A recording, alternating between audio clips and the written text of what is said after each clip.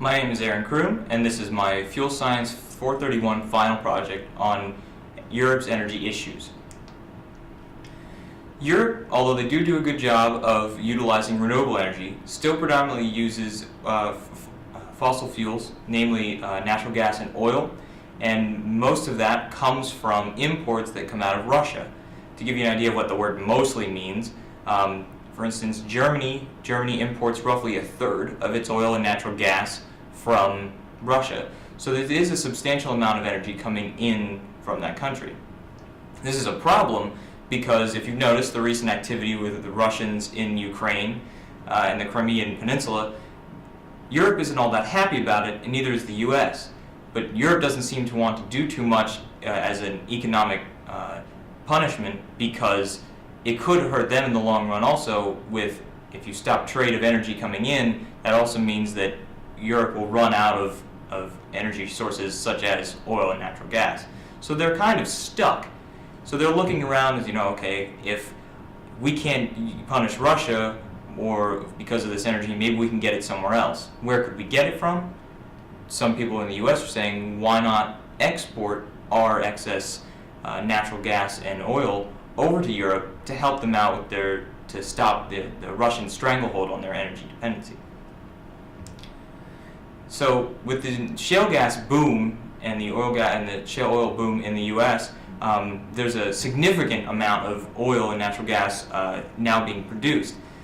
This led some in the US to believe that, hey, we could become an exportation giant when it comes to our reserves are so large that we would be able to take some of this and send it around the world and make a huge amount of profit for it because we have so much and the price is so low here that we could sell it abroad and make a lot of money. This could be an option. The best way or the most economical way to send natural gas around the world is through a liquefaction process. Liquefied natural gas is done by dropping the temperature to around negative 160 degrees Celsius and keeping a very high pressure to maintain that gas as a liquid. This allows it to be much more condensed and ship far greater quantities than keeping it in a gas form and sending it across the ocean. The good news about that is that we already have liquefied natural gas plants in the US, and they are ready and going, and they are working right now. Now, they are not exporting, but they are there. As you can see in the figure on the bottom right-hand side of the slide, there are 13 sites in the US that are working as liquefied natural gas and could be modified to become export sites as well. The two most advanced of those sites in the process of exportation are the Sabine Pass location in Louisiana and the Cove Point port in Maryland. Those two places each have their benefits. The Sabine location has already been approved federally to export liquefied natural gas, but it has yet to be finished for export, which could take another year and a half, something like that. Cove Point is also not finished, but it is close, and it is coming up for review with the federal government in May. So that port could be approved and be allowed to export once it's finished as well. But again, note that those are maybe a year or year and a half away from being completed and ready to go. So the good news about this is that we have the plants in place. Like I just said, there are 13 of them in the US, and there are more than that in North America. They are in place, and we probably most likely do have the supply to keep them from running on a shortage. So there would be potentially the ability to liquefy natural gas and export it.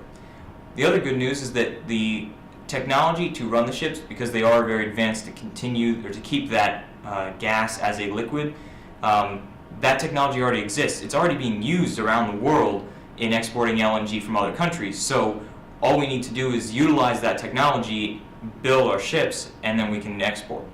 So what's holding the US back from actually getting into this potentially very lucrative service of exporting LNG? There's a couple problems. First and foremost is cost, and the other problem could be legislative issues. Cost-wise, when it comes to the liquefaction plants, they cost a ton of money. When it comes right down to it, from start to finish, that could be $8 to $10 billion to build an exportation site. Now, like I said before, they're already in place, so slight modifications and additions would cost far less than $8 to $10 billion, but they would still be incredibly costly. They're also not necessarily time efficient. When I said that it could be a year or year and a half for the most ready sites, some other sites are not even close and have not even begun the process to get reviewed or to start building for an exportation, so that could take several years down the road. The bad news about the shipping is that, again, cost. It could be $200 million potentially per ship to build and send these ships across the ocean, and that's just the capital cost. That's not including the variable costs of payment to the crew, fuel costs, labor to build, all those other things that could be involved with increasing price. And that 200 million fluctuates quite frequently. In 2008, it was up to 250 million, so that cost can vary greatly. The other problem with shipping comes in with the legislative part that I talked about. There's something called the Jones Act, which controls shipping between ports. It states that when you are shipping between ports with American ships, they need to be American built, American flagged, owned by American companies, and predominantly crewed by Americans. That's all well and good for the American economy and the American people, except that it could potentially double the cost of shipping LNG from America to Europe, as opposed to, say, other countries sending it there or just coming in from Russia. This is an issue, but the good side is that with our gas prices being so low, we might be able to offset some of that doubling effect because our prices are incredibly low. The good thing about the Jones Act is that it does maintain things here in America and keeps people employed, but it could be holding us back from being able to, commission other ships being built other places, which could save us money, or bring in other crews. Trade for ships is always a possibility, and trading other countries for a ship or two to start that fleet. But there's always the problem of no one wants to start a business if, say, the fleet required for it isn't there, but no one wants to start building the fleet for the business that doesn't exist. So it's kind of a double-edged sword. This leaves America and the US in a very sticky situation. We want to be able to help out Europe, and Europe wants to be able to punish Russia for its actions in Crimea, but they don't want to lose their energy. And we are not anywhere near being able, timescale, being able to near sending them liquefied natural gas. It could be a year and a half or longer, and by then, who knows what could be going on in Crimea. So likelihood is we don't have the timeline to be able to do this. The other problem, like I talked about, is money. The American economy is not nearly stable enough to be able to sustain the millions, or more likely billions of dollars that need to be put into this service to be able to export liquefied natural gas across the ocean. So I would not be anticipating liquefied natural gas and the gas boom to start affecting Europe anytime soon.